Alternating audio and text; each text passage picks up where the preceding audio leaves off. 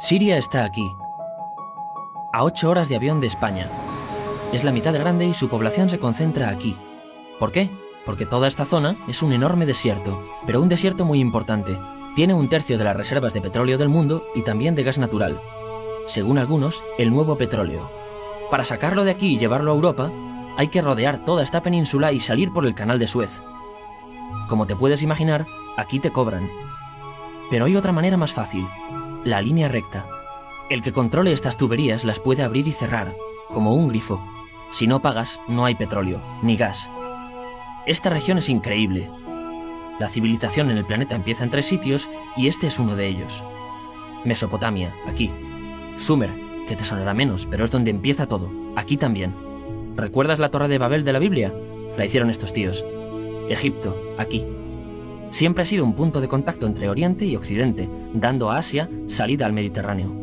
Quizá por eso aquí nacen las principales religiones monoteístas, el judaísmo, el cristianismo y el islam. El islam es el último que llega y de hecho acoge a las 2 anteriores. Adán, Noé, Moisés, Jesucristo son considerados profetas islámicos.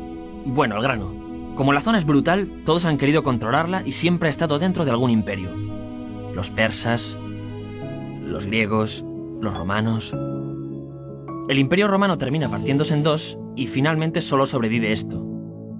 Ahora es cuando la última religión monoteísta, el Islam, construye su propio imperio. ¿Te acuerdas de las cruzadas? Bueno, pues son los europeos cristianos intentando recuperar esta zona de la que estamos hablando. Los últimos en llegar son los turcos, que ojo, no vienen de Turquía, sino de muy lejos en Asia, junto con Gengis Khan.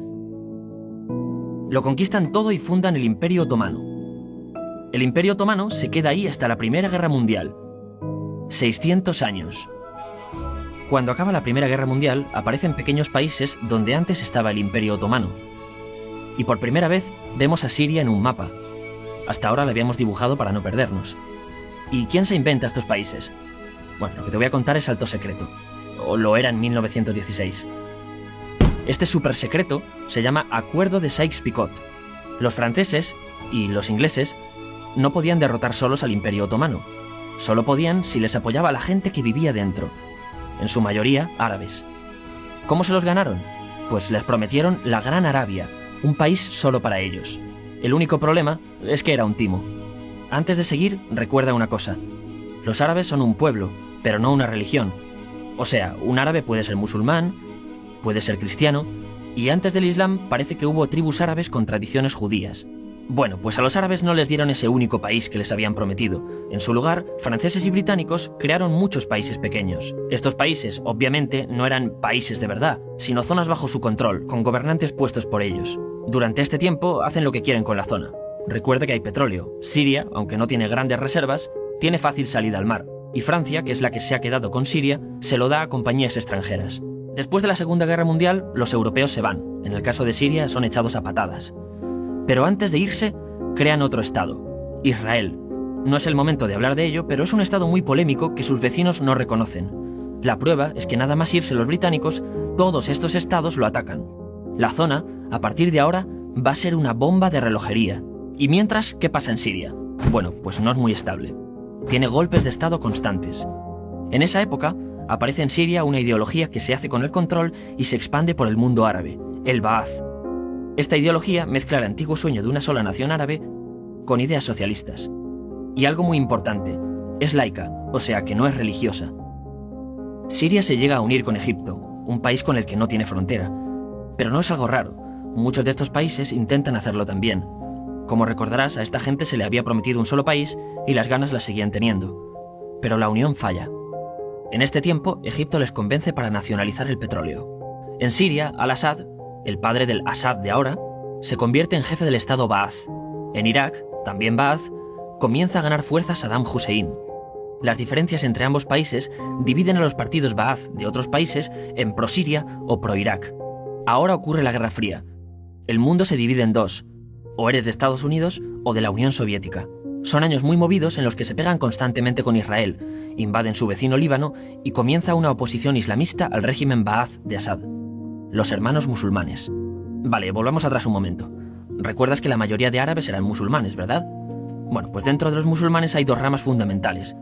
Suníes, la mayoría, y chiíes. En el caso de Siria, a pesar de ser un estado laico, los gobernantes como Assad y los jefes militares eran chiíes, los cuales representan menos del 13%. En cambio, casi el 70% de la población es suní.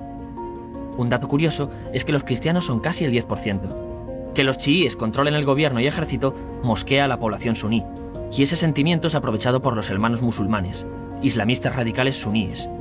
Estos toman las armas en la ciudad de Hama, en contra del gobierno, y Assad acaba con la revuelta a costa de matar miles de civiles y encarcelar a mucha gente. En el año 2000, Assad padre muere, y le sucede Assad hijo. Ante las presiones, libera a muchos presos, trae internet y esperanzas de cambio. Hay un periodo de gran debate político y aparece la oposición. También vuelven los hermanos musulmanes. Los siguientes años son difíciles. Arrestan a la oposición. Y Bush incluye Siria en el eje del mal, y esto la aísla. Está mal visto negociar con Siria. Los kurdos, un pueblo que vive repartido por varios países de la zona, comienzan a protestar también. Hay represión y muertos. En 2011, te sonará esto, ocurre la Primavera Árabe. ¿Qué es esto? Bueno, es una protesta que se va propagando por todos los países árabes pidiendo más democracia. Como ves, el mundo árabe, a pesar de estar dividido en países, tiene tendencias generales. Cuando llega a Siria, Assad hijo termina usando el ejército y en los enfrentamientos mueren unas 1000 personas. Los enfrentamientos irán escalando hasta que se conviertan en guerra civil. No hay un momento exacto de inicio. Lo importante es que hoy en día hay numerosas facciones en juego. Vamos a verlas. Pero primero piensa en que todo está dividido entre chiíes, la minoría, y suníes, la mayoría. Chiíes, y además laicos, o sea, no religiosos, son el gobierno de Al-Assad. Controla todo esto, que si recuerdas son básicamente las zonas chiíes del país, y está enfrentado al resto. También mayoritariamente laico, pero suní, es el Ejército Libre de Siria, o FSA en inglés, junto con el Frente Islámico, que es religioso, y otros 70 y pico grupos más, forma una coalición que la prensa llama simplemente la oposición.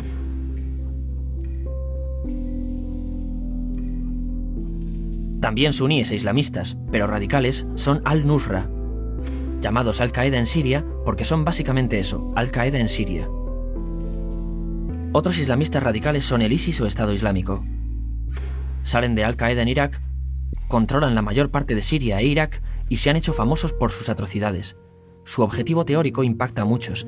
Es un Estado Islámico a lo largo de Asia, África y Levante. Aunque a ti ya te suena, ¿verdad?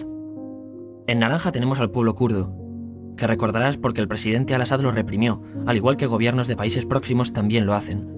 Ahora controlan militarmente esta zona. Antes de terminar, repasemos los apoyos internacionales a fecha de octubre de 2015. Las fuerzas de Al-Assad son apoyadas por Rusia, que ya tenía base militar en el país antes del conflicto, Irán y China. Todos son países de lo que Europa llama Oriente. En contra de Assad, apoyando a la llamada oposición, luchan Estados Unidos, Turquía, Francia, Gran Bretaña y Arabia Saudí. Podemos terminar con algunas conclusiones. Te advierto que esto ya es pura opinión. Si recapitulamos, vemos que la región es estratégica. Por su situación privilegiada, todos la quieren. Siria siempre ha estado bajo el paraguas de grandes imperios. Piensa que hace 100 años la actual Francia era Francia. Gran Bretaña era Gran Bretaña. Pero es que hace 200 también, y hace 300 también, y hace 400 también. En cambio, Siria solo es Siria desde hace menos de 100 años, y solo se gobierna a sí misma desde hace poco más de 50. Además, jamás decidieron sus fronteras, se las impusieron. Europa dividió Oriente Medio a su antojo para controlarlo, diseñando países sin tener en cuenta su población. Muchos historiadores dicen que todo pueblo tiene la necesidad de manejar su propio destino, pero estos ingredientes que hemos visto juegan en contra de proyectos como la Siria Ba'ath, que encima usa la represión para mantenerse. En última instancia, lo que producen es una guerra civil. En este contexto no es extraño que aparezcan actores que se alimenten de la desesperación, el sentimiento suní de opresión y la visión de Occidente como invasor. ISIS usa la identidad árabe y la mitología de antiguos imperios. Cuando quieras entender el presente, pregúntate, ¿y el pasado?